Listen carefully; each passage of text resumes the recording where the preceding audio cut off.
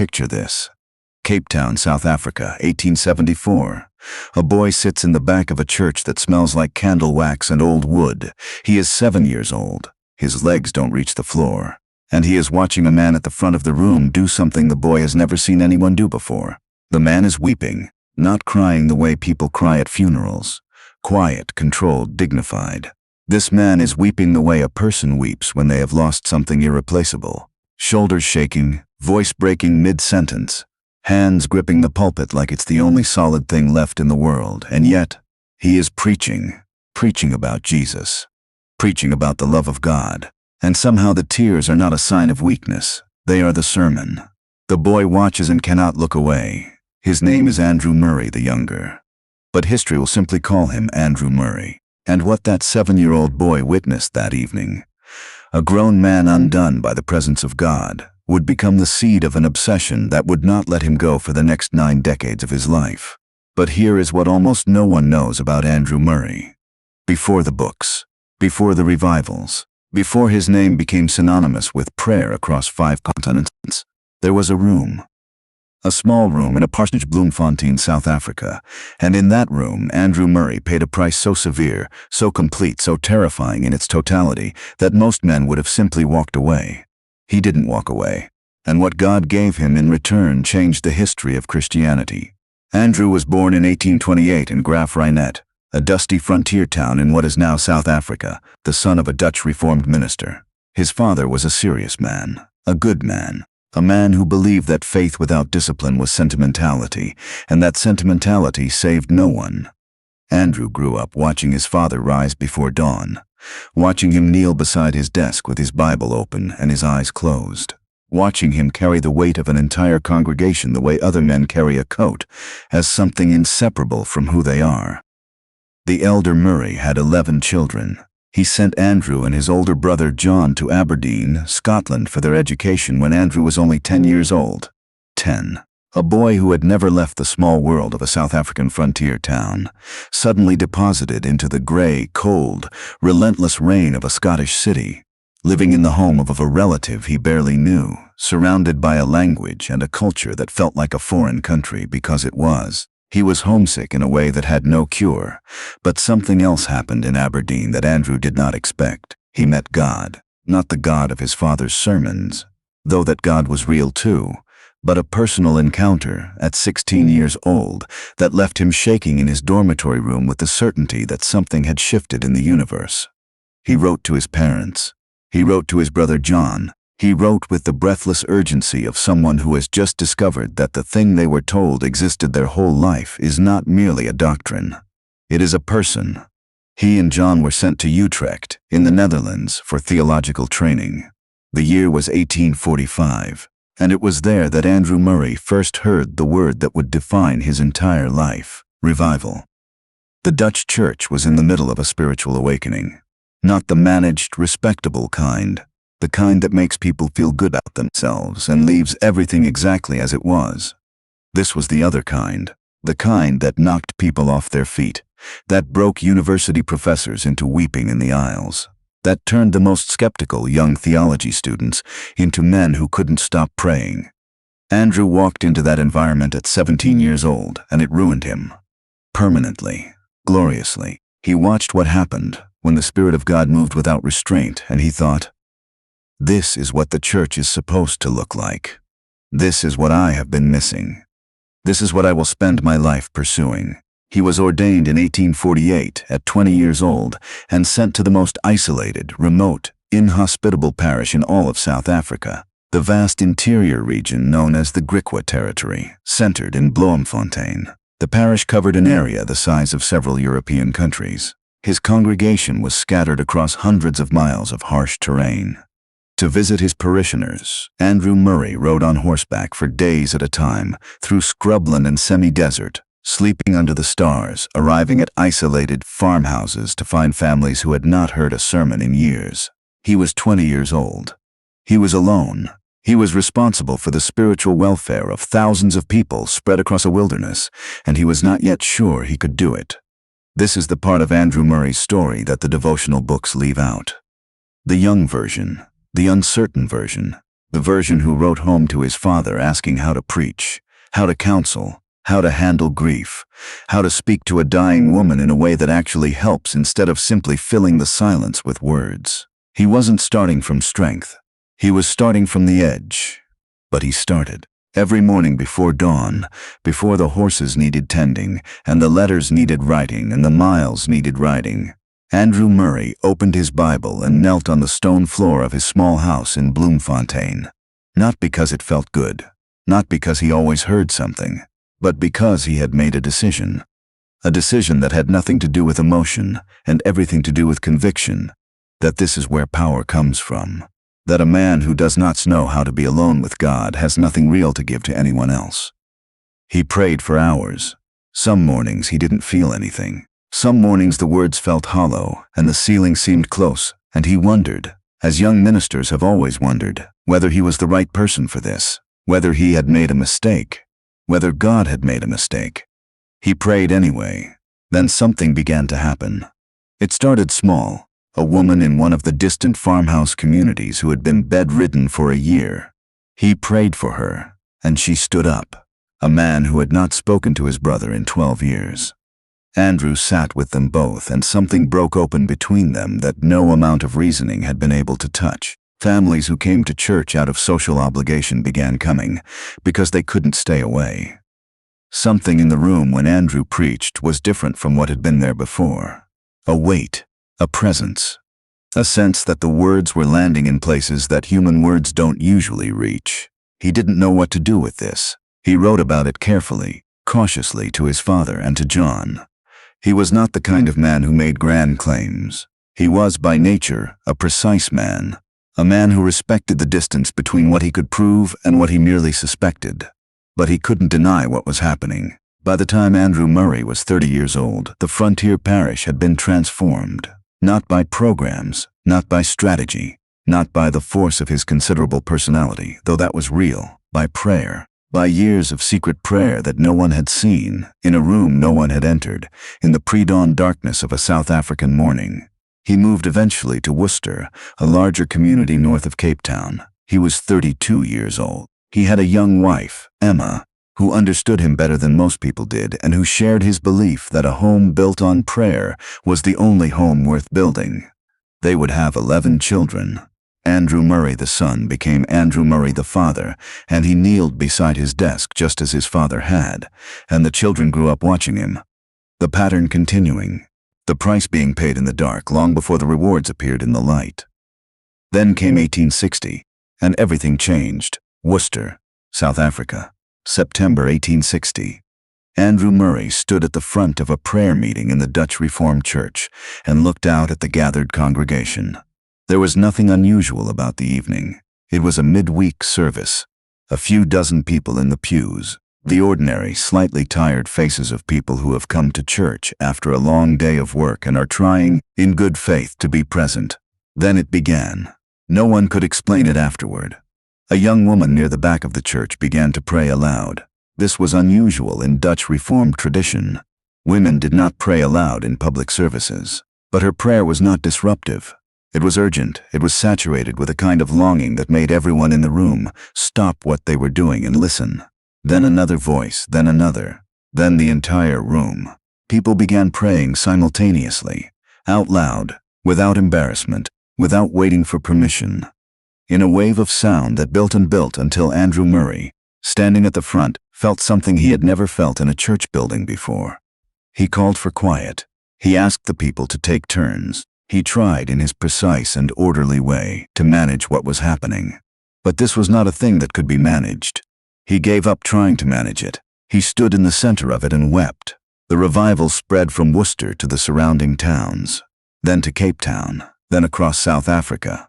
It spread through the Dutch Reformed Church and beyond it, into Methodist congregations, into Anglican parishes, into communities that had never had any contact with each other. Andrew Murray rode across the region on horseback, arriving in town after town to find that the Spirit had already come before him. He was 32 years old. He had been praying in secret for 12 years. The harvest was only beginning. He became the most influential figure in South African Christianity in the second half of the 19th century. He was elected moderator of the Dutch Reformed Church, the most senior position in the denomination. Multiple times, he founded schools. He established training colleges for ministers. He wrote. He traveled. He preached in England, in the United States, in the Netherlands. Everywhere he went, something followed him, or rather, something preceded him, had been living inside him for decades, and came through him when he stood at a pulpit. But the writing is what reached beyond every border. Andrew Murray wrote over 240 books and booklets during his lifetime, in English, in Dutch, translated eventually into dozens of languages. They were not academic volumes. They were not theological treatises designed to impress other theologians. They were written the way a man writes when he is trying to give someone the most important thing he knows, in the most direct way possible, because there is no time to waste. With Christ in the school of prayer. Absolute surrender. Abide in the vine. Waiting on God. The Spirit of Christ. These titles traveled the world. They arrived in the hands of missionaries in China, and pastors in rural America, and young women in British India, who were trying to figure out what it meant to actually live by faith, not just profess it. They were read by people who had never heard of South Africa, and would never in their lives visit Worcester. They were read in prison cells and hospital rooms and by soldiers in 2 world wars, who carried them in their breast pockets next to their hearts. Watchman Nee in China was shaped by Murray's writing. Oswald Chambers carried it. Amy Carmichael in the villages of southern India had Murray on her shelf. Hudson Taylor, the great pioneer of inland China missions, said that reading Murray on prayer was like drinking water after a long thirst. All of this from a man who began in a room. But here is where the story turns. In 1879, Andrew Murray lost his voice. Not metaphorically, literally. A throat condition. The doctors called it clergyman's throat. A common affliction of men who preached long and loudly and often silenced him. He could not preach. He could barely speak above a whisper. For a man who had been preaching multiple times a week for 30 years, whose entire ministry was built on his physical presence in a room, whose voice had been the instrument through which revival spread across an entire nation. This was not merely an inconvenience. It was a crisis. He went to England for treatment. The specialists were cautious. They could not promise recovery. They could not promise anything except that the condition might improve and might not, and that only time and rest would tell. Andrew Murray was 51 years old. He had a wife and 11 children. He had a denomination that looked to him for leadership. He had a world that wanted him to come and preach. And hadn't he just begun? Hadn't the work just found its full stride? Was it possible that God would build something like this and then simply remove the instrument he had built it through? He did not rail against this. He did not argue with God.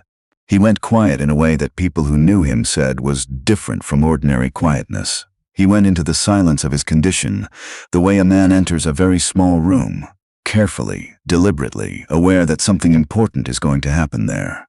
He wrote. Since he could not speak, he wrote. The months of forced silence became some of the most productive months of his entire creative life. Book after book. The voice that could not fill a room began instead to fill pages that would cross oceans. And he prayed. Not the energetic, searching prayer of his early ministry. Something different. Something that can only be described as resting. He wrote about it later. About what happened to him in those years of silence. About how he discovered that prayer was not only asking and interceding and bringing his requests to God, but also simply being still. Being present. Letting the fire burn without constantly adding fuel. 2 years passed. 3. The voice came back, partially. Enough to preach again, though more carefully, more slowly. With a quietness in his delivery that had not been there before the silence came. People who had heard him preach before the throat condition, and who heard him afterward said the same thing. He was different, deeper. The urgency was still there, but the straining was gone. He preached now like a man who has already won, which is a profoundly different thing from preaching like a man who is trying to win. He went on for another 30 years, 30 more years of writing, traveling, teaching, praying. He continued waking before dawn every morning. He continued the discipline that he had begun as a 20-year-old in Bloemfontein, alone on the frontier, uncertain of everything except that this was the foundation without which nothing else would stand. When he was in his 70s, he was still receiving letters from around the world, still answering them when possible, by hand, still hosting young ministers and missionaries who came to Worcester to sit with him and ask him the question they all eventually asked. How do you sustain it? How do you keep the fire burning for 60 years without burning out? He always gave the same answer. Not with words about discipline, though discipline was real, not with instructions about fasting schedules or prayer postures or the right kind of Bible reading plan. He would look at whoever was sitting across from him and say something so simple it almost sounded like he was avoiding the question. He would say, "Stay close. That's all. Stay close to him. Everything else will follow. Everything else has always followed. You don't manufacture what I have. You simply refuse to move away from the source. Every morning you go back. Every morning, no matter what the night brought, no matter what the day demands, you go back." The young ministers wrote it down. They carried it home. They tried it. Some of them came back years later to say that it worked, that they had tried the shortcut and the shortcut had failed them, that they had finally done what the old man in Worcester told them to do, and that it was exactly what he had promised, simple and terrifying. And the most important thing, in the last decade of his life, Andrew Murray's world became very small. Emma died in 1905. After 50 years of marriage, 50 years of the kind of partnership that is rare enough in one century and seems almost mythological viewed from the next, she was gone. He was 77 years old and the house was quiet in a way it had never been before. He did not stop writing. He did not stop praying.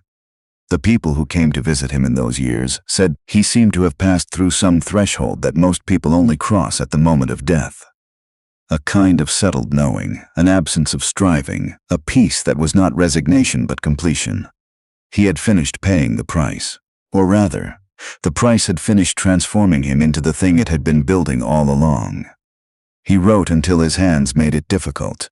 He preached, occasionally, in Worcester, in a voice that was now thin and careful, and somehow more penetrating than it had ever been in the full-throated years of middle life. The young people in those services said afterward that it was like hearing someone speak from the other side of something.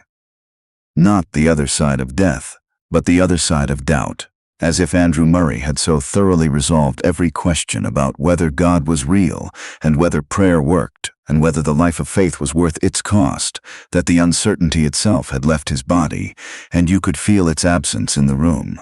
He died on January 18, 1917.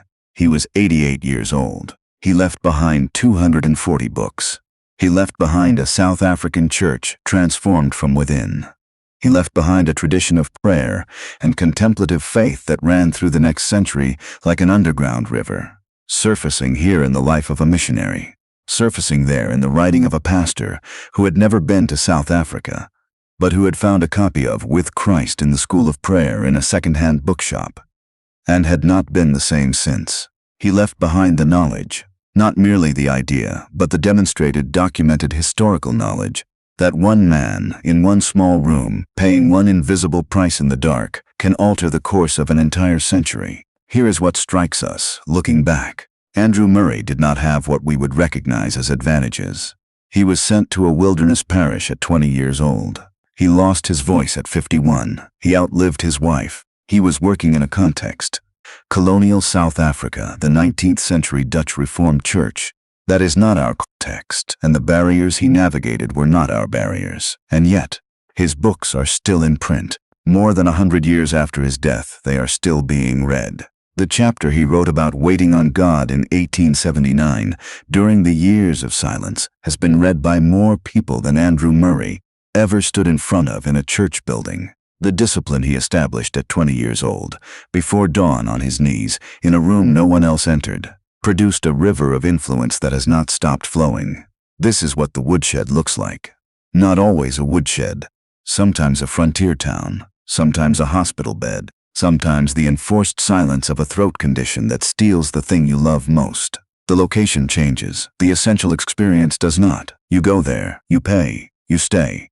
God does what only God can do. The question he leaves us with is not complicated. It is exactly as simple as he always said. Are you willing? Not willing to be great, not willing to be famous, Not willing to have your name on 140 books that people are still reading a century from now? Are you willing to go into the room before the sun comes up and simply stay there? Are you willing to do that on the morning when you don't feel anything, and on the morning after that, and on the morning after that? Because Andrew Murray was willing. And what God built through that willingness, through decade after decade of faithfulness in secret, is still standing. He paid the price in the dark. God rewarded it in the open. And the reward is still arriving. If this is the kind of life you want, not the platform, not the recognition, but the depth, the root, the thing that doesn't break when the hard years come, then you already know what to do. Go back tomorrow morning. And the morning after that, that's where everything begins. We'll see you in the next one. On this channel, we believe the witnesses are still speaking. And if you haven't yet, subscribe. Because next week, we're going to tell you the story of a man who heard the voice of God for the first time in the middle of a thunderstorm in Kansas, and spent the next 40 years chasing that voice into the most impossible corners of the earth, at a cost that would have broken anyone who hadn't heard it themselves. You don't want to miss it.